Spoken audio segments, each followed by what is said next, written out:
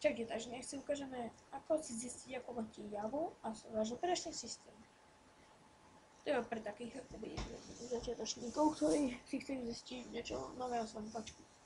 Takže pôjdete pekne do štartu. Máme také 3 spôsoby, ktoré si zistí Javu a toto. Operačný systém. Takže máte tu štart, kliknite štart.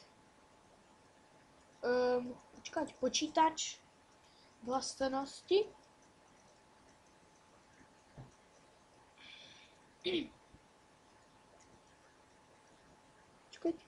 Počítač a vlastnosti.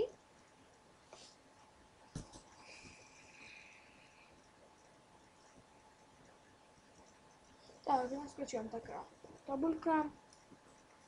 Procesor nie je k dispozícii. Typ systému 32-bitový operačný systém, takže to už sme si zistili.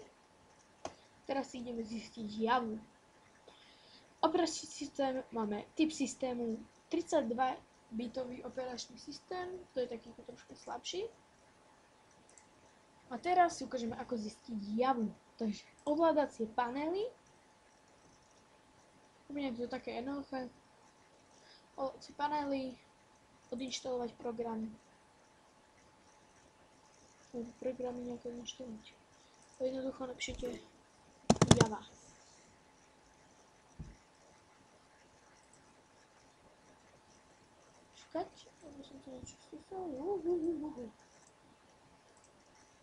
Takže vyhrali. Aha, vidíte, Java 7, update 64. No to je veľmi jednoduché. Takže máte Javu 6, máte Javu 6. Update 67. Ešte jeden spôsob, keď vám by tento spôsob nešiel. Myslím, že si to ešte pamätám. Počítač.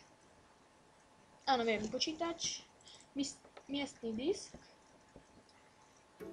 Program files a jednoducho si nájdete Java. JRE7. Takže máte Javu 7, keď máte JRE6, máte Javu 6. Je to veľmi jednoduché. Takže zistili sme si Javu a náš operačný systém. Je to veľmi jednoduché, pracujete len so štartom a s počítačom, takže máme 32-bitový operačný systém.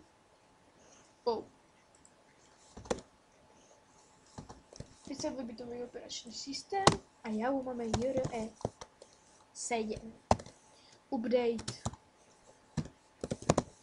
Ubraté 64, myslím, že to bolo, alebo 65, ja neviem, to je jedno. Ale zistíte si aspoň nejaké máte číslo. Takže to je všetko. Ďakujem.